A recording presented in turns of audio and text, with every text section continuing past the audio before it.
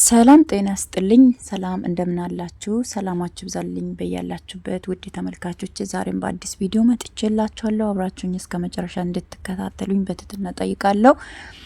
ዛሬ እንግዲህ የመጣሁበት ቪዲዮ ጥያቄ ማለት ነው። እኔ ለአብርሽዬ ነው ይሄ ጥያቄ መጠየቅ የሚፈልገውና ለእናንተ መልስ ጭምር እናንተም እስኪ መልስ አስቀምጡልኝ ማለት ነውና አብርሽን አንድ ነገር ማለት እፈልጋለሁ። አብርሽ እንግዲህ ባለፈው እንደምታውቁት ታላቅ እህትየውም ሩታን በእርግጥ በቤተሰብ ጣልቃ ገብነት እዚህ ውስጥ መግባት የለበትም። ይሄ የሱ ህይወት ነው።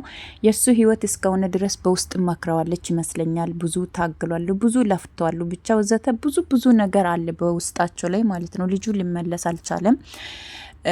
ሌላኛው ይመስለኛል የቤተሰብን ግፊት ስላለበት ነው ወይስ ነው ሩታን ይወዳታል? ኦኬ ሩታን የሚወዳት ከሆነ ጥያቄ ማለት ነው አብርሽ እንግዲህ መጀመሪያ ይሄን ጨውታ ከጽጌ ጋር ይሄን ጨውታ ጀምሯል። ከጀመረ ሩታን አስቀይሟታል። እንግዲህ ያው ሩታም ተቀይራለች ከጊዜ በኋላ እናውቃለን። በቃ በጣም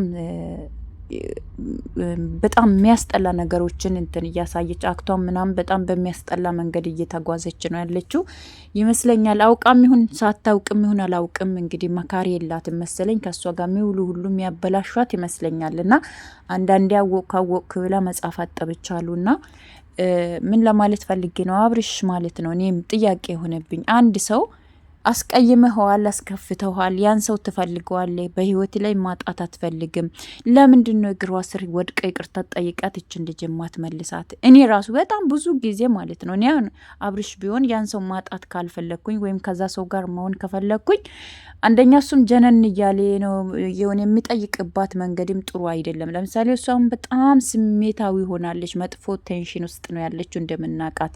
ምክንያቱም መጥፎ ነገር ውስጥ ስላለች ያን መጥፎ ስሜት እስከምትወጣ ድረስ ቢያንስ እሷ ላይ አሁን ላይ ምንም ብላት ምንም ቢሆን በቃ ውስጧ በጣም ይመስለኛል በጣም እሷ ካየችው ነገሮች ሁሉ ሴት ልጅ ከወደደችም አይኗን ጨፍና ወደደችው ነው። ተስፋ ከቆረጠችው ከወሰነችው ወሰነች ነው። ዳግም ላትመለስ ነው። ያ ሰው ምንም ያህል ብትፈልገውም ታውቁታላችሁ ስለ ሴት ልጅ ባህሪ በቃ ወስና ቆርጣ ወስና ነው የምትወጣው ማለት ነው። ለዚህ አሁን እቺ ልጅ ዳግም ላትመለስ እንግዲህ ልትወስን ትችላለች። ነገ ዛሬ እያልክ እችን ልጅ ካይጅ ምናልባት የምትወዳት የምትፈልጋት ከሆነ ፍቅር ከዚህ በፊት ጥላክ በአደባባይ ቪዲዮ ሰርታ ይሄ ለሄደችው ፍቅር ብሌ እችን ሩታን ባታጣት ነው። ሩታ ናት ለዚህ ደረጃ እንትን ያደረሰች ማለት ነው። እኔ ብዙ ጊዜ ለሩታ የምናገራታለሁ። አብርሽ ከፍቅር ጋር በነበረው ሰዓት ምን እንደነበረው እናውቀዋለን። ሩታ እውነት በጣም ጀግና ሴት ናት። ሁልጊዜ ምን ያደንቅላታለሁ። ማደንቅላት ጎኖቿ ደግሞ ምንድን ነው? ጀግና ሴት ናት። ለትዳሯም ለራሷም ለሁሉ ነገር ብቁ የሆነች ናት እንደምናውቃት። ትግስትም ነበራት። ለዚህ የሚያበቃት ምንድን ነው? አብርሽዬ ነው። እኔ አሁን እውነቴን ነው የምላችሁ በሩታ ቦታ ላይ ቢሆን የኔ ባል ወይም ፍቅረኛ የሚለው ወይም ባል የሚለው ሰው ከቀድሞ ፍቅረኛው ኦኬ፣ ይሄ የሚዲያ ምናልባት ይሄ የስራው ባህሪ ሊሆን ይችላል። የስራ ባህሪም ቢሆን ከፍቅር ጋር ቪዲዮ መስራት የለበትም አብርሽ ማለት ነው፣ መጀመሪያውኑ ማለት ነው።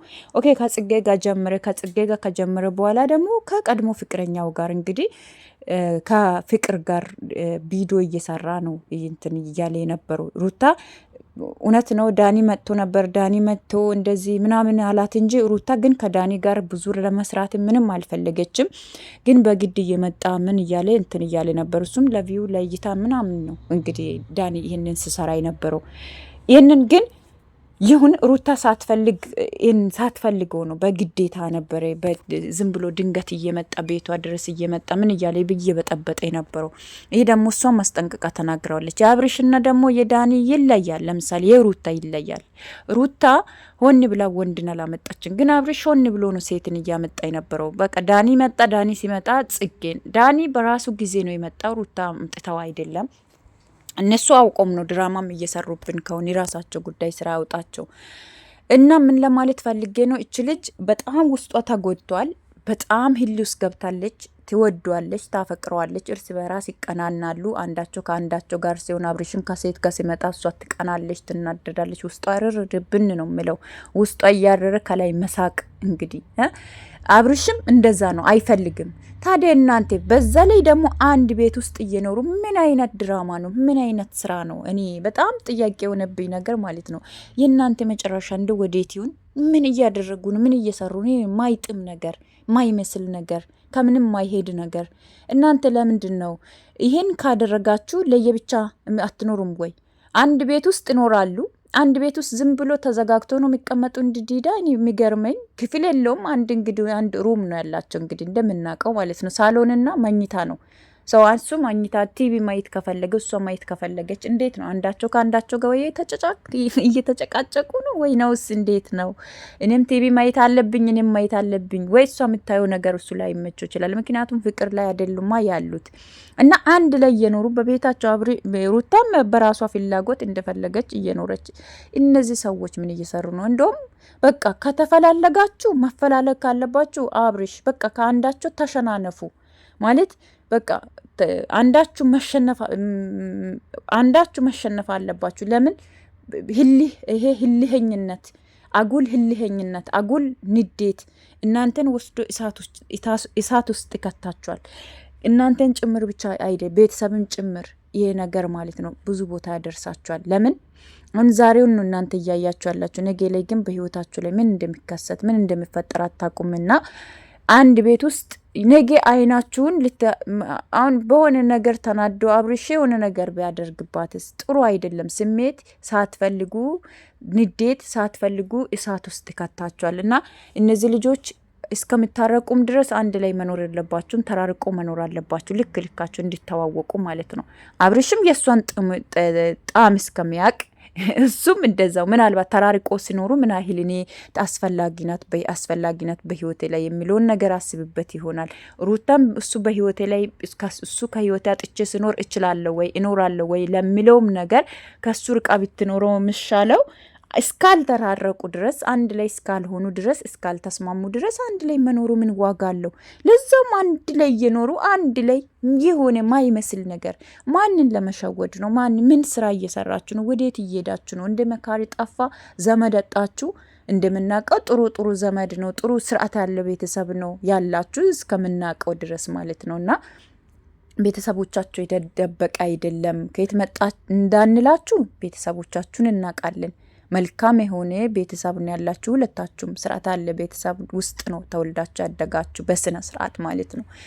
እና ይሄ ሁሉ እንትን እያለ አብርሽ ያንተ ምን ይቀነሳል? አንተ እስኪ አሁን ለሩታ በአደባባይ ላይ ወጥተ እሷ እንኳን በአደባባይ ላይ ወጥታ ለአንተ ፍቅር ስትል ይቅርታን ብዙ ህዝብ እየዘለፋት እየሰደባት ከሴት ልጅ አይጠበቅም ከኢትዮጵያ ባህሪ ጋር የሚሄድ አይደለም እየተባለች ራሷን አዋርዳ ዝቅ አድርጋ ለአንተ እንኳን ተንበርክካል ያለች እኮ ለፍቅሯ ስትል ምን ችግር አለው? አንተ ይቅርታ ተንበርክክ ብትጠይቃት እውነት እች ልጅ እርግጠኛ ነኝ አብርሽ በስነ ስርዓት መጥቶ ሩታን ይቅርታ ብትጠይቃት በአንድ ቃል እንደምትሸነፍ አውቃለሁ። የእውነት ነው ምላችሁ።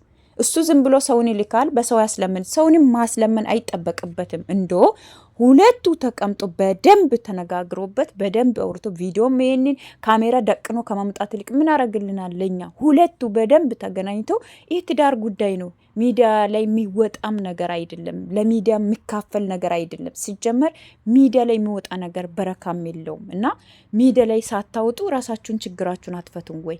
በውስጥ አትነጋገሩም ወይ? አደባባይ ላይ ያለው ነገር ኦኬ እዚህ ደርሰናል ተታርቀናል ብላችሁ ብታቀርቡ ጥሩ ነው። አሁን በየሰራችሁበት ሩታን ሊጠይቃት ሄጄ በሰው አስለምኜ በጓደኛ አስለምኜ በክሊት አስለምኜ በእንትን እንደዚህ ብዬ ምን አይነት ስራ ነው እየሰራችሁ ያላችሁ? እንደው ለእናንተ ያሳስባችሁም ወይ? እኔ በጣም ነው እኮ የሚገርመኝ፣ በጣም ነው ግርም የምትሉኝ ማለት ነው። አብርሽና ሩታ ኦኬ ሩታ ሴት ልጅ ናት፣ ልቦ በጣም ተጎድታ ነው ተሰብራ፣ ልቦ በጣም ስለተሰበረ ነው። የኔ እናት ምስኪንና አውቃለሁ ሴት ልጅ ስትጎዳ ስታፈቅር በጣም አፍቅራው ስለነበረ ህሊ ውስጥ ገባች። ህሊ ውስጥ ስትገባ ምንድነው አልባሌ ያልሆነ ህሊ ምንድነው ይሄው በቃ እዚህ ደረጃ አደረሳቸው ማለት ነው። መጀመሪያም ብዬው ነበርና ያ ስለሆነ ዛሬ ላይ ግን አብርሽ ይቅርታ የምትጠይቅባት መንገድ የምታነጋግራትን መንገድ ስርዓት በሌለው መንገድ ነው። በስነ ስርዓት ይቅርታ መጠየቅ ይኖርብሃል። እሷን ዝቅ ብለ ራስን ዝቅ አድርገ እስኪ ጎንቦስ ብለ ይቅርታ ጠይቃት። ያንተ ክብር ካለው ክብር አይቀነስብም። የምሬን ነው። እቺ ልጅ እርግጠኛ ነኝ፣ እኔ እርግጠኛ ነኝ፣ የእውነት ነው ምላችሁ። እቺ ልጅ ቶሎ ትመለሳለች። እሱ አሁን መጥተው የሚጠይቃት መንገድ ጀነን እያለ እጁ ላይ ኪስ ወይ በቃ የሆነ ምክንያት ይዞ ነው የሚመጣ እና ታዲያ እኔስ ቢሆን ይህንን ይቅርታ ይቀበላለሁ ወይ? በቃ አስቀይሟታል። ከሷ ጋር ማፈካከር የለበትም። ወንድ ልጅ ነው አንተ። ወንድ ልጅ እስከሆንክ ድረስ ከሷ ጋር ሳትፎካከሩ እኮ የእሷን እንትን ማሸነፍ ነው፣ ልቧን ማሸነፍ፣ ልቧን መግዛት ነው ያለብህ እንጂ እንደዚህ አትሽለጥለጥ። ምንድን ነው እቺ ፍቅር ተብዬ? እኔ አልወዳትም። በነገራችን ላይ የምሬን ነው፣ እኔ አልወዳትም። እቺ እኮ ብዙ ነገር ህይወቱን አበላሽታ ሄደች ሴት ናት። ግን የእሱ ህይወት የተጠገነው ዳግም ከዛ ከአፈር የተነሳኮ ከአመድ የተነሳኮ በሩታ ምክንያት ነው። አብርሽን እስከምናውቀው ድረስ ሁላችንም ይሄንን አንዘንጋ። በሩታ ምክንያት ወንድ አረገችው። ወንድ ቆፍጠንጠን እንድል እስከ አለባበስ ከላይ እስከ ታች ድረስ ሰው አረገችው ሩታ ናት። የምሬን ነው። አብርሽን እናውቀዋለን እንዴት እንደነበር አለባበሱ እንኳን ለብሶ ማይችል ነው አይደል? ስለዚህ በቃ ይሄ ጥንካሬዋ እያየን በአደባባይ ስለወጣ ነው። ይህን እንኳን እሷ ወጣ እንዲያርግ እንዲሆኝ ብላ አላወራችን። ግን ታዛቢ ያለኛ ታዝበናቸዋል። በቃ አይተናቸዋል። ይሄ ሁሉ ሲደረግ ይሄ ሁሉ ሲሆን እኛ በአይናችን እያንዳንዱ ነገር ተቀርጾ ሚዲያ ላይ ከሚዲያ ሾፋን የተደበቀ ነገር አልነበረም።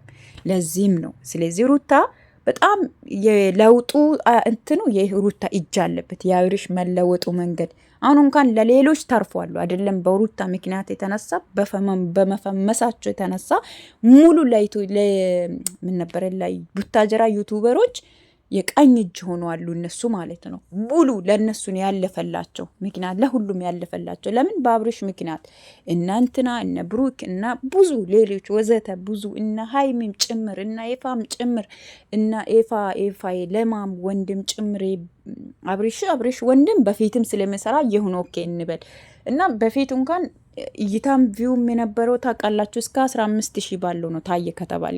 ሩታ ከመጣች ነው እስከ ሚሊዮን ውስጥ ገባል። እስከ 200 እስከ 400 እስከ 500 በቃ ከዛ በላይ እያደገ እየሄደ ነው ማለት ነው። ዩቱቡም ደግሞ ምን ላይ እንደነበረው አይታችሁታል። 100,000 እንኳን ያልሞላ ነበር አይደል? አብርሽ ግን በሷ ምክንያት ይሄ ሁሉ ደረጃ ደርሷሉ። ይሄ ሁሉ ደርሶ ዛሬ ለዚህ አብቅታው ውለታዋን መርሳት የለብም።